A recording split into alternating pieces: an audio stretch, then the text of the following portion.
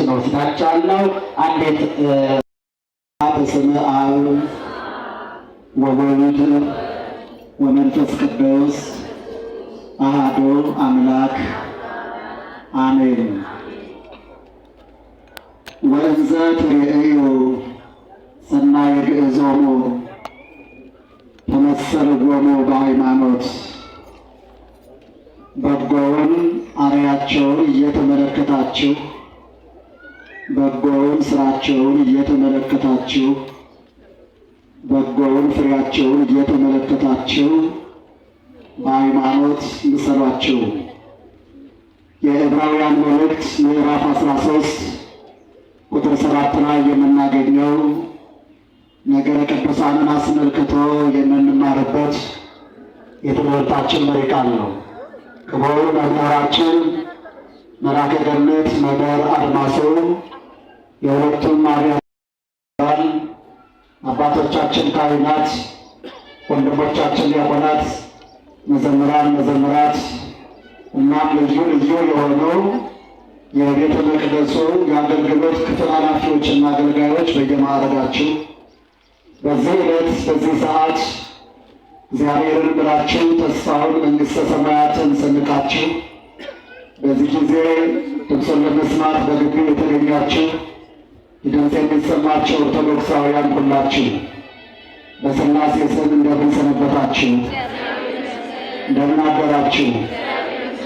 ለባሕርዩ ሞት ለመንግሥቱ ሽረት ለባሕረ ጸጋነቱ ንዴት ለስጦታው ጸጸት ለፍቅሩ ወረት ደግሞ ምክንያት የሌለበት አባት ረድቶናልና አጽንቶን ጠብቆናልና ወደ እርሱም በክንፈ ረድኤቱ አቅርቦናልና ዕድሜን ለንስሐ ዘመንን ለፍስሐ ጨምሮልናልና ዓይኖቹ እንዳዩ ሁሉ በጥፋታችን ልክ አልመለሰብንምና መዓቱ ከሰማይ በላይ የራቀ ምሕረቱ ከዓይን ጥቅሻ በላይ የቀረበ ርሑቀ መዓት ወብዙኃ ምሕረት ከባቴ አበሳ መፍቀሬ ንስሐ የኃጥአን ተስፋ ክርስቶስ ኢየሱስ ስለማይነገር ድንቅ ስጦታው ክብር ምስጋና ስጡት። ክብር ምስጋና ይድረሰው።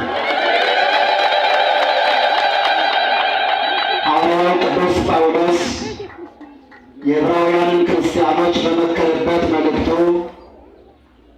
በሃይማኖት ምሰሏቸው ይላል። ዕብራውያን የቅዱስ ጳውሎስ መልእክት ተደራሾች ናቸው። በሃይማኖታቸው እንዲመስሏቸው ወደኋላ የጠቀሳቸው በምዕራፍ 11 ላይ የዘረዘራቸው በሃይማኖታቸው ሊመስሏቸው የሚገባ በኑሯቸው ፍሬያማና ውጤታማ የሆኑ ሃይማኖተኞችን ስራቸውን ዘርዝሯል። ከአቤል ጀምሮ እነ አብርሃም እነ ይስሐቅ እነ ሙሴን አጠቃላይ ነቢያት ካህናትን በዕብራውያን መልእክት ምዕራፍ 11 ላይ በእምነት የበረቱትን የእምነት ጀግኖች ይገልጥላቸውና እነዚህን በእምነታቸው ምሰሏቸው። የሚያሳየን አንድ ነገር አለ። የእነዚያ አማኞች፣ የእነዚያ ጀግኖች፣ የእነዚያ ቅዱሳን፣ የእነዚያ ትሑታን አባቶች ልጆች ሰልችተዋል። በምግባራቸው ደክመዋል፣ በሃይማኖታቸው ደቀዋል።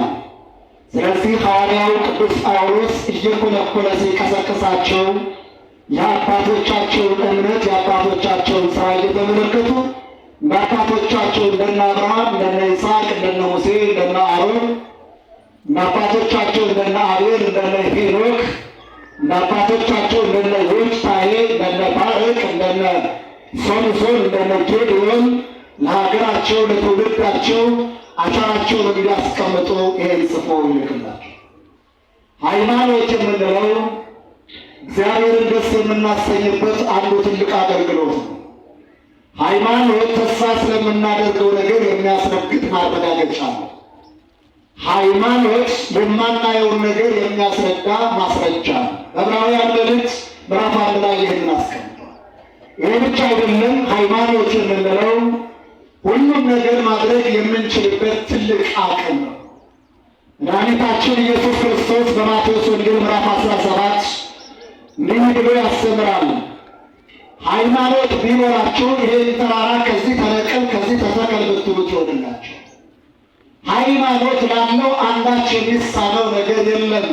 ይቀጥልና ወአልቦ ዘይሳነክሙ አንዳች የሚሳናችሁ አቅቷችሁ የሚቀር አንዳች ነገር የለም። ስለዚህ ሃይማኖት ሁሉም ነገር ማድረግ የምንችልበት አቅማችን፣ መለኮታዊ ሕይወታችን፣ መለኮታዊ ሀብታችን ሃይማኖታችን። በዚህ ሃይማኖት መሰረት ይህ ብቻ አይደለም። ሃይማኖት የልጅነት ስልጣናችን ቅዱስ ዮሐንስ ወንጌል ምዕራፍ 1:14 ጀምራችሁ ስታነቡ ወለእለሰ ለአምኑ ወአምኑ ስልጣነ ውሉደ እግዚአብሔር ይኩኑ፣ በስሙ ማለት ኢየሱስ ክርስቶስ በሚለው ስም ላመኑት፣ ለሚማጸኑት፣ ለተደገፉት፣ ለማይክዱት፣ ለማይጠራጠሩት ለእነዚህ የእግዚአብሔር ልጆች የሆኑ ዘንድ ስልጣን ተሰጣቸው። በአጋንንት ላይ የሚሰለጥኑበት፣ በኃጢአት ላይ የሚሰለጥኑበት፣ በዓለም ላይ የሚሰለጥኑበት፣ በክፉ መናፍስት ላይ የሚሰለጥኑበት ኃይል ጉልበት የሚያገኙበት ስልጣን ተሰጣቸው። የእግዚአብሔር ልጅ የመሆን ስልጣን ወይም እግዚአብሔር ወደ እግዚአብሔር የመባል ስልጣን ተሰጣቸው። መንግሥቱን የሚወርሱበት፣ ስሙን የሚቀድሱበት ለቅዱሳን መላእክት እንደነ ቅዱስ ሚካኤል እግዚአብሔርን ቅዱስ ቅዱስ ቅዱስ እያሉ የሚያገለግሉበት የአገልግሎት ስልጣን፣ የክብር ስልጣን ተሰጣቸው። ይህ ሃይማኖታችን ነው ወገኖች። ላመኑ ሰዎች የተሰጠ የአማኞች ጸጋ እድል ነው።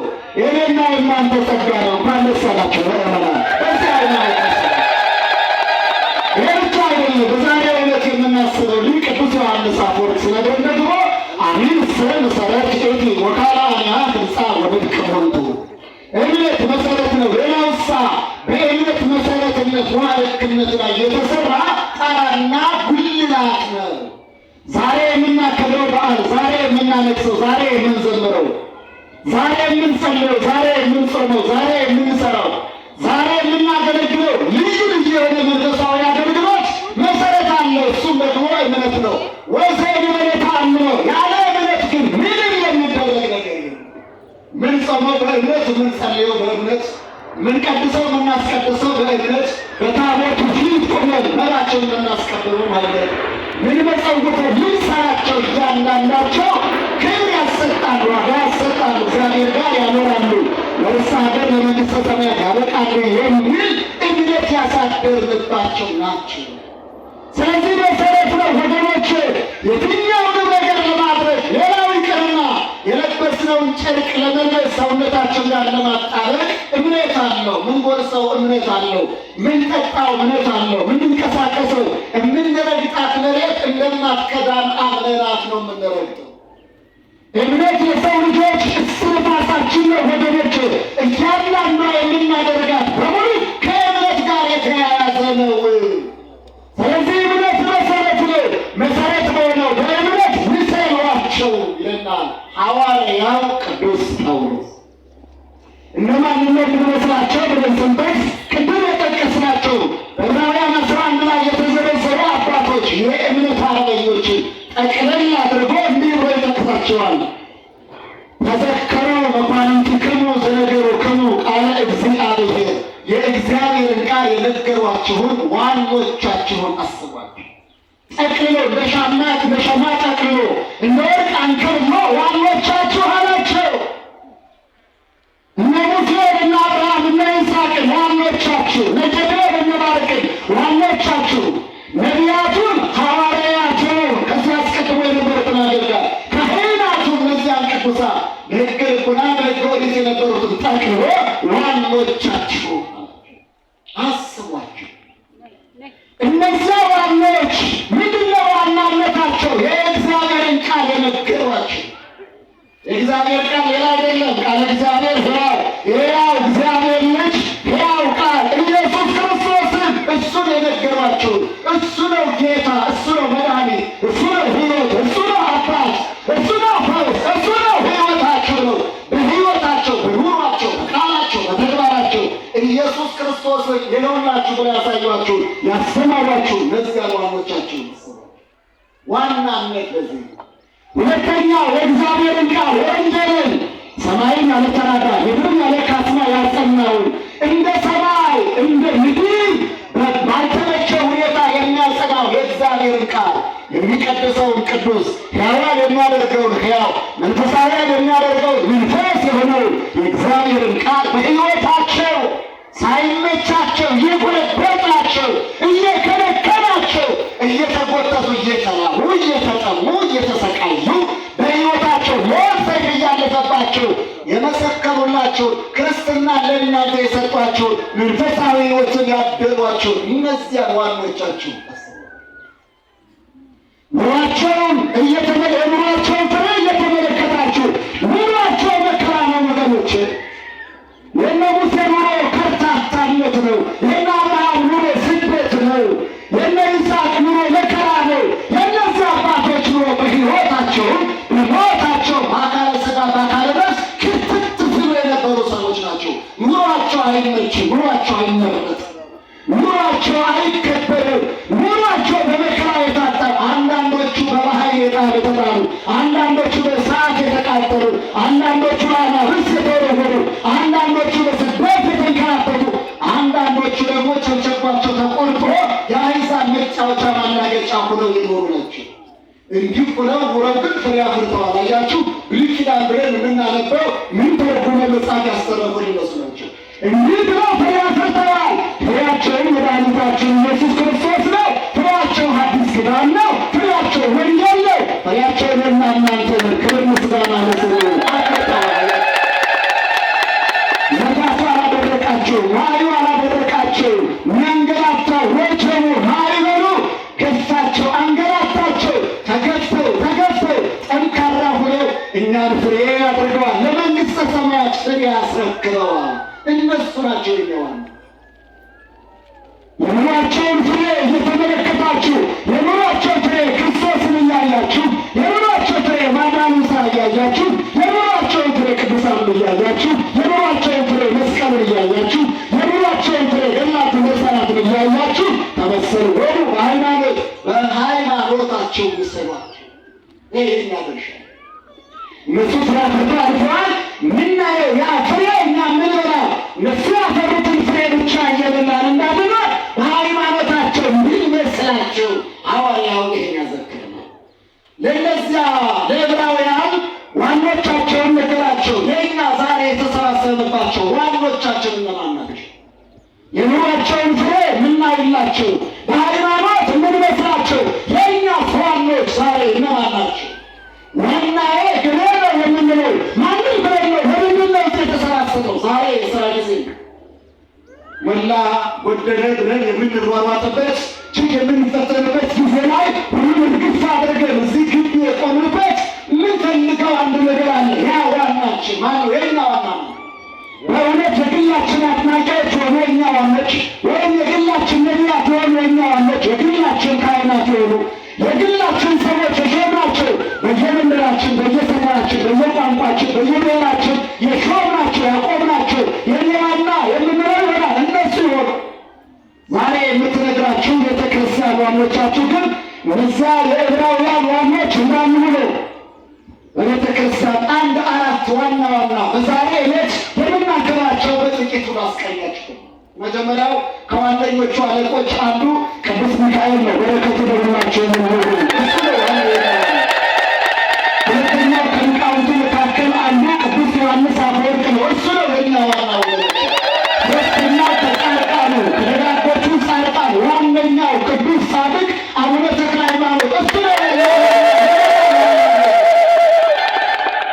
አራተኛው ዋና ከሴቶች ሁሉ አንዳንድ ሴቶች አስገረሙን አሉ። እነዚያ የኤማሁስ መንገደኞች በሉቃስ ወንጌል ምዕራፍ 24:39 ላይ አንዳንድ ሴቶች ከሚያስገርሙን ከሚያስደንቁን የሚያስገርም ሕይወት ታሪክ ካላቸው ሴቶች መካከል አንዷ እናቶቻችን ከድንግል ማርያም በታች ደረጃዋን ለዩ ቅድስት ክርስቶስ ሰምራ ዋና አድርጓት ቤተክርስቲያን ዛሬ እነዚህን የመሳሰሉ ናቸው።